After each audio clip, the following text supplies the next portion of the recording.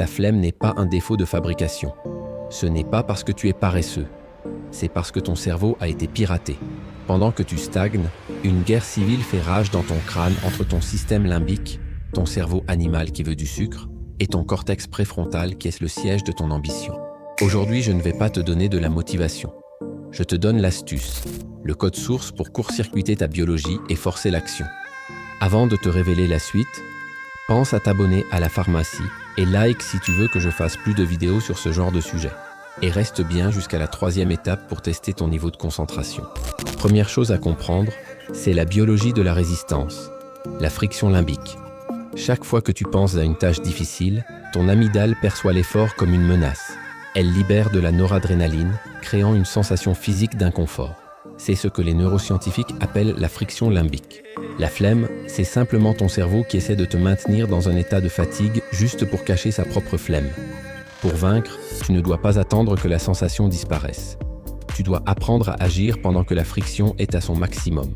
Le deuxième élément à comprendre, c'est le piège de la dopamine bon marché.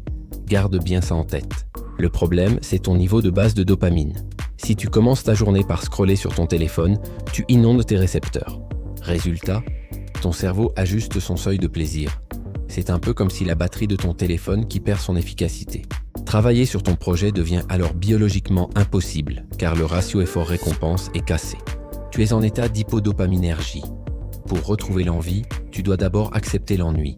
C'est un peu comme l'expérience des rats qui, privés de dopamine, meurent de faim même avec de la nourriture à 500 mètres d'eux. Ils ont la capacité de manger, mais plus le vouloir. C'est ça la flemme. Et maintenant, le point clé, la méthode radicale. Si tu en as assez d'être à la merci de la flemme, utilise ces 3 astuces. 1.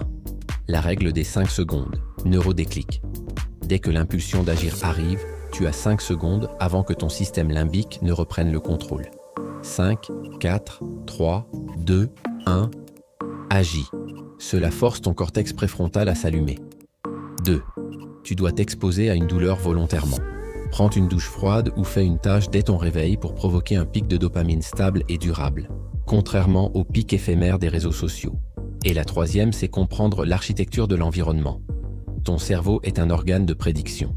Si ton téléphone est sur ton bureau, il prédit une récompense facile. Supprime la tentation visuelle pour réduire la friction. La discipline n'est pas une punition, c'est une libération biologique. En maîtrisant tes circuits de récompense, tu deviens le maître de ton corps destin. Si ce sujet t'a ouvert les yeux sur ton propre fonctionnement, écris neurones en commentaire pour me faire comprendre que tu veux en savoir plus.